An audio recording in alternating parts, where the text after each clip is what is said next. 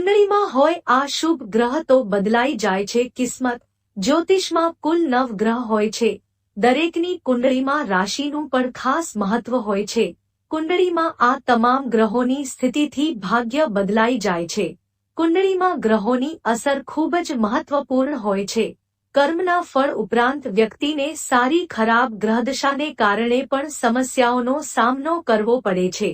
જ્યોતિષ શાસ્ત્ર અનુસાર ગ્રહોની સ્થિતિમાં પરિવર્તન થવાથી તેની અસર 12 રાશિઓ પર પડે છે।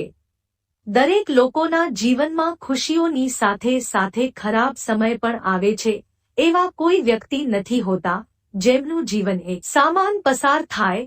દરેક લોકોના જીવનમાં સુખ દુઃખ આવ્યા કરે છે અને એ બધું ગ્રહોની ચાલ પર આધારિત હોય છે।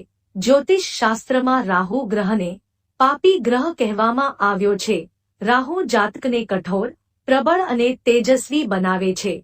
સામાન્ય રીતે કુંડળીમાં રાહુ ગ્રહનું નામ સાંભળતાની સાથે જ લોકોના મગજમાં ભય આવે છે। પરંતુ કોઈ પણ ગ્રહ શુભ કે અશુભ નથી, પરંતુ તેનું ફળ શુભ અને અશુભ છે। રાહુ ગ્રહ શુભ ફળ પણ આપે છે। જેમની કુંડળીમાં શનિની સાથે રાહુ હોય તે વ્યક્તિ ખૂબ જ શાંત અને રહસ્યમય સ્વભાવનો હોય છે। આવા લોકોની ક્ષમતા વધારે ધન અને સંપત્તિ એકત્રિત કરવાની હોય છે। આવા જાતક ધનનો ખૂબ જ સંચય કરે છે। જો કોઈની કુંડળીમાં શનિ, શુક્ર અને બુધ ચડતા હોય તો રાહુ શુભ ફળ આપી શકે છે। રાહુ, શુક્ર, શનિ અને બુધનો મિત્ર માનવામાં આવે છે। બીજી બાજુ જો કુંડળીમાં સૂર્ય, ચંદ્ર, મંગળ અથવા ચંદ્ર ચડતા ઘરનો સ્વામી હોય તો રાહુ પાસેથી અશુભ પરિણામ પ્રાપ્ત થઈ શકે છે, કારણ કે રાહુ આ ગ્રહોનો દુશ્મન છે। જો કોઈની કુંડળીમાં રાહુ તૃતીય, ષષ્ઠમ અને એકાદશ ભાવમાં હોય તો રાહુ તેમના માટે શુભ ફળ આપે છે। જ્યારે કુંડળીમાં રાહુ શુભ હોય ત્યારે વ્યક્તિ મજબૂત વ્યક્તિત્વમાં હોય છે। તેને ખાસ કરીને ધાર્મિક કાર્યોમાં રસ છે। આવી વ્યક્તિઓને ધાર્મિક અને આધ્યાત્મિક ક્ષેત્રે ખૂબ સફળ માનવામાં આવે છે। પૈસાની અછત નથી અને તેઓ એક ધનિક વ્યક્તિ તરીકે સમાજમાં પોતાની ઓળખ સ્થાપિત કરે છે।